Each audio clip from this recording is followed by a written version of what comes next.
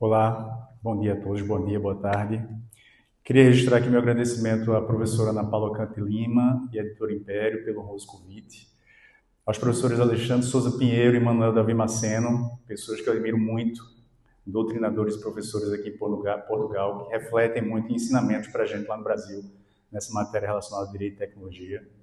Registrar que esse artigo é um resumo de um conteúdo que a gente tem estudado já há algum tempo, e ele teve inspiração na dissertação do mestrado do meu sócio, Johannes Harten, meu sócio no Sião. E ele foi elaborado em coautoria com minha amiga e colega Luzia Valois.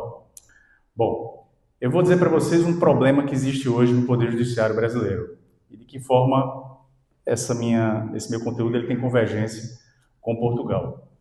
O problema é que as IAs, várias LLMs, são utilizadas pelas varas,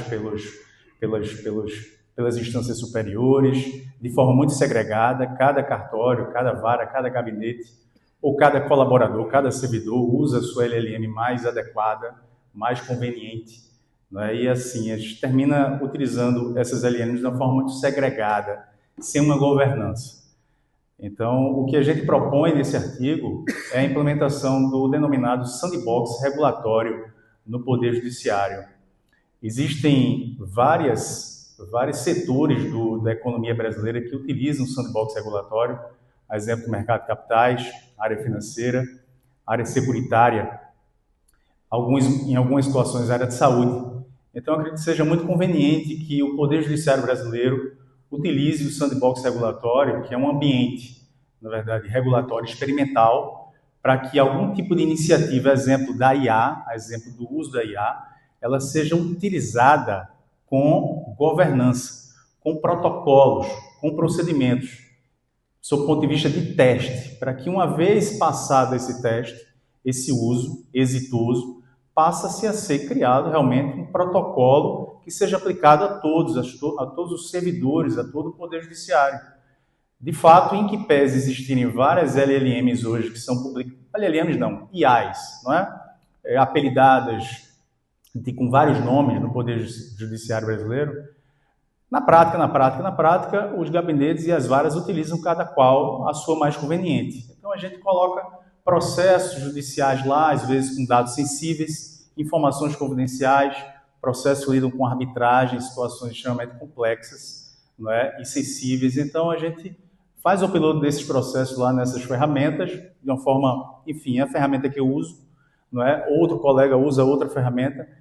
Então, o sandbox regulatório é a constatação de um fato. Que fato? Existe um problema aí. Várias LLMs sendo utilizadas por vários gabinetes, várias varas, de uma forma muito aleatória e segregada.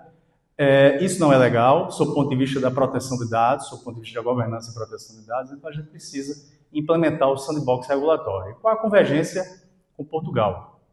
O AI Act, ele prevê lá as graduações de risco, de alto risco, que seria, digamos assim, essa atividade do Poder Judiciário considerada de alto risco, assim como o é aqui em Portugal. Então, a nossa provocação, com base nesse artigo, resumo de um trabalho mais denso, é justamente fazer com que as autoridades brasileiras, o Poder Judiciário, refletidas, claro, pelo AI Act, aqui vigente em Portugal, implementem ou pensem na implementação do sandbox regulatório.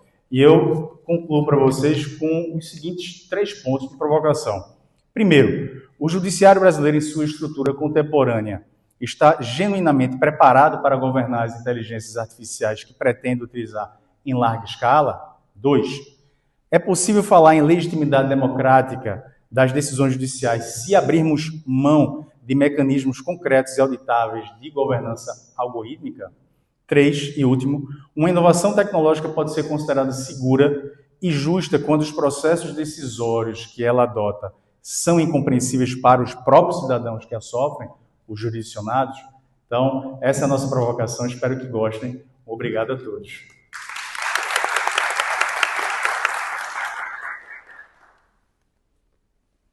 Professor, foi uma ótima fala do senhor.